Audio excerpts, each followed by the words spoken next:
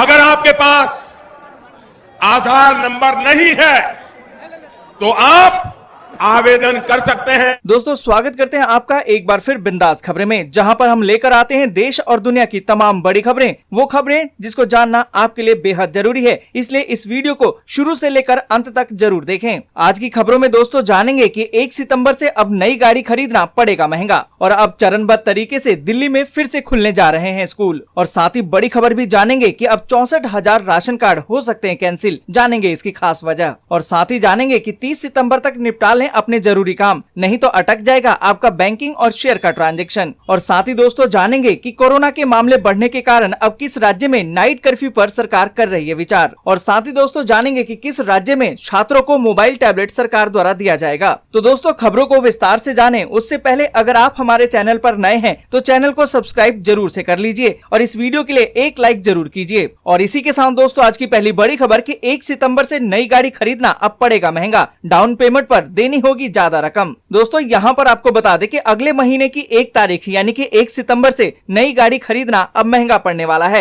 ऐसा Madras high court के एक ताजा फैसले से होगा। खबर के मुताबिक 4 व्हीलर गाड़ी के डाउन पेमेंट पर आपको 10 से लेकर 12,000 तक ज्यादा देने पड़ सकते हैं। इसी तरह 2 व्हीलर के लिए भी 1,000 रुपए तक ज्यादा चुकाने पड़ सकते हैं। दोस्तों यहाँ पर आपको बता दें कि फिलहाल जो नियम है उसके मुताबिक नई गाड़ी पर थर्ड पार्टी इंश्योरेंस 4 व्हीलर के लिए 3 साल और 2 व्हीलर के लिए 2 साल जरूरी होता है, पर अब आपको इंश्योरेंस की ऑन डैमेज पॉलिसी भी लेनी होगी। और इसी के साथ दोस्तों अगली बड़ी खबर की चरणबद्ध तरीके से दिल्ली में फिर से खुलने जा रहे हैं स्कूल। 1 सितंबर से अब लगेगी 9वीं से लेकर 12वीं तक की क्लास। दोस्तों यहाँ पर आपको बता दें कि देश में कोरोना के मामलों में गिरावट देखते हुए कई राज्य सरकारों ने स्कूल, कॉलेज और दूसरे शिक्षण संस्थानों को खोलने का निर्णय लिया है। इसी कड़ी में राजधानी दिल्ली में भी चरणबद्ध तरीके से स्कूल खोलने की घोषणा कर दी गई है, जिसके अंतर्गत 9वीं से लेकर 12वीं तक की कक्षाएं 1 सितंबर से शुरू हो जाएंगी। वहीं 6ठी से 8वीं तक की कक्षाएं 8 सितंबर से शुरू होंगी। दिल्ली की केजरीवाल सरकार ने स्कूलों को खोलने का फरमान जारी कर दिया है। दोस्तों यहाँ पर आपको बता दें कि खास बात तो ये है कि किसी भी शिक्षण संस्थान में सोशल डिस्टेंसिंग का पालन करना अनिवार्य होगा। किसी भी बच्चे को स्कूल आने के लिए बाध्य नहीं किया जाएगा।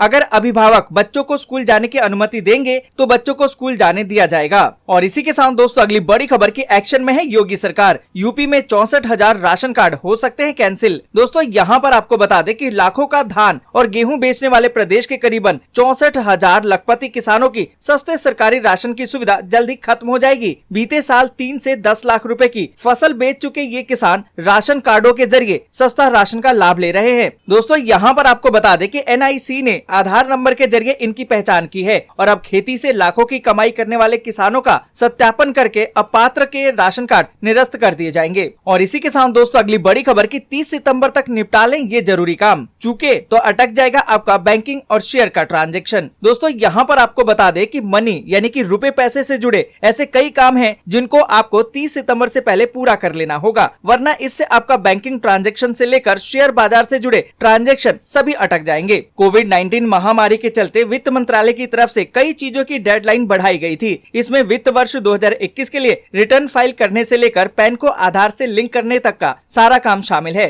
तो दोस्तों आपको बता दें कि आधार से पैन को लिंक कराना बहुत ही जरूरी है। सरकार ने आधार से पैन को लिंक कराने की डेडलाइन 31 सितंबर 2021 तय कर दी है। अगर आपने 30 सितंबर तक आधार से पैन को लिंक नहीं कराया तो आपका पैन कार्ड अनएक्टिव हो जाएगा और एक बार आपका पैन निष्क्रिय हो जाता है तो कई तरह के ट्रांजैक्शन जो होते हैं, जो फाइनेंशियल जुड़े होते हैं, वो रुक जाएंगे और ऐसा होने पर आपको पेनल्टी भी देनी पड़ सकती है। और इसी के साथ दोस्तों बढ़ते आगे और जानते हैं कुछ और जरूरी खबरों को विस्तार से। पर उससे पहले दोस्तों अगर अभी तक आपने चैनल को सब्सक्राइब नहीं किया है तो सब्सक्राइब जरूर से कर लीजिए। और इसी के साथ दोस्तों अगली बड़ी खबर कि कोरोना के बढ़ते मामलों को देखते हुए केंद्र ने केरल और महाराष्ट्र से नाइट कर्फ्यू पर विचार करने को कहा। दोस्तों यहाँ पर आपको बता दें कि केंद्र सरकार ने देश के 2 राज्यों केरल और महाराष्ट्र से नाइट कर्फ्यू लगाने पर विचार करने को कहा है। देश में बीते 2 दिनों से कोरोना के 40,000 से अधिक नए मामले सामने आ रहे हैं। इनमें से सबसे ज्यादातर मामले केरल और महाराष्ट्र से हैं। केरल और महाराष्ट्र में कोरोना के बढ़ते मामलों को देखते हुए सरकार की तरफ से नाइट कर्फ्यू लगाने पर विचार करने को कहा गया है। और इसी के साथ दोस्तों अगली बड़ी खबर की उत्तराखंड में डिग्री कॉलेज के छात्रों को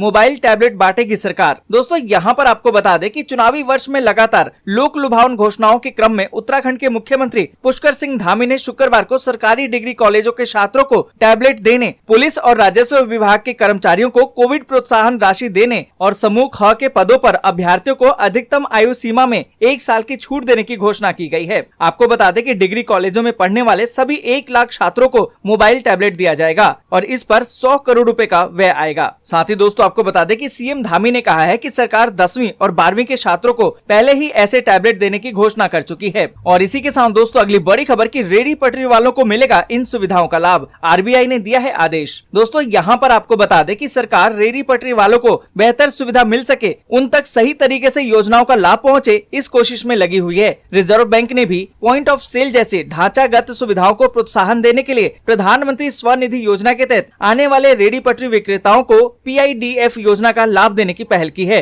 दोस्तों यहाँ पर आपको बता दें कि इस योजना की शुरुआत कोरोना महामारी से निपटने और रेहड़ी पटरी वालों की जीविका का संकट कम हो, इस उद्देश्य से किया गया था। इसके तहत इन कामगारों को बिना किसी गारंटी के 10,000 रूपए तक का कर्ज उपलब्ध कराया जाता है। और इसी के साथ दोस्तों अगली बड़ी खबर के अब गूगल पे पर ले पाएंगे किसी भी बैंक का FD, जाने कितना मिलेगा ब्याज। दोस्तों यहाँ पर आपको बता दें कि अगर आप अपने मोबाइल से तुरंत ही FD जमा कराना चाहते हैं तो गूगल अब आपको ये मौका दे रहा है। गूगल पे के जरिए ये सुविधा आपके मोबाइल में उपलब्ध है। गूगल ने ये सुविधा आप तक पहुँचाने के लिए फिनटेक कंपनी सेतु के साथ समझौता किया है। इस API के जरिए ग्राहकों को ये सुविधा दी जा रही है। गूगल ने FD की शुरुआत इक्विटास स्मॉल फाइनेंस बैंक के साथ शुरू किया था। गूगल पे ग्राहकों को FD कराने पर अधिकतम 6.35% का ब्याज देता है। और इसी के साथ दोस्तों अगली बड़ी खबर की कोरोना के खिलाफ तेज हुई जंग, एक दिन में सबसे ज्यादा 93 लाख डोज लगाई गई। दोस्तों यहाँ पर आपको बता दें कि देश में टीकाकरण का आंकड़ा 62 करोड़ को पार कर चुका है। केंद्रीय स्वास्थ्य और परिवार कल्याण मंत्रालय ने शुक्रवार को बताया